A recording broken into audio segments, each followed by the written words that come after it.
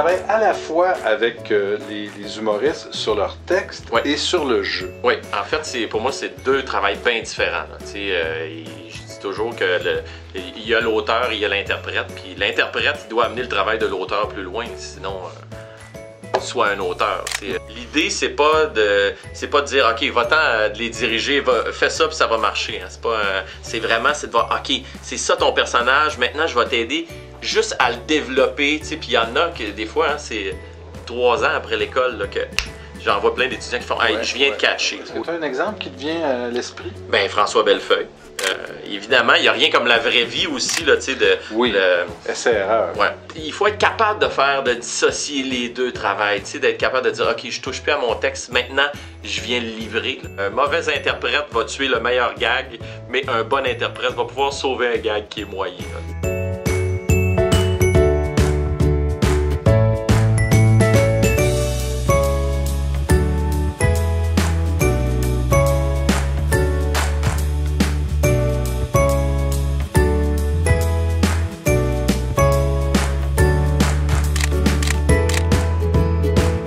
Est-ce que tu as fait du stand-up?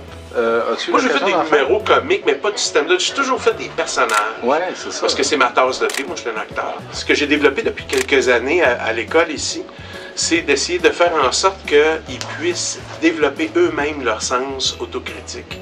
Au départ, pour moi, que ce soit pas très drôle, c'est pas ça qui est le plus important.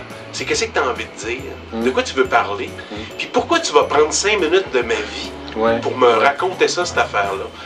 Et parfois, on se rend compte que l'idée est bien drôle, mais il n'y a pas de quoi me bloquer 5 minutes de ma vie pour me raconter ça. La personne est libre de garder mes notes ou de ne pas les garder. Parce que je persiste à croire que ce métier-là, on se commet devant le public, devant la critique, on va être critiqué, ça vient avec la job. Puis il faut être capable de la recevoir, même si ça ne fait pas notre affaire. Des fois, il y a des choses qui sont dites, on se dit, ouais, ça me fait mal, ça, là, mais c'est juste.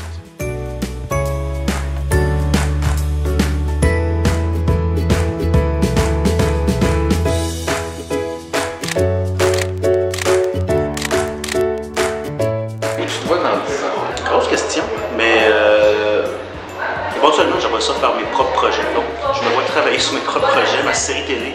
J'aimerais beaucoup travailler en télé. Travailler sur un film peut-être. Autant sur scène qu'auteur. Plutôt auteur même, dans le fond.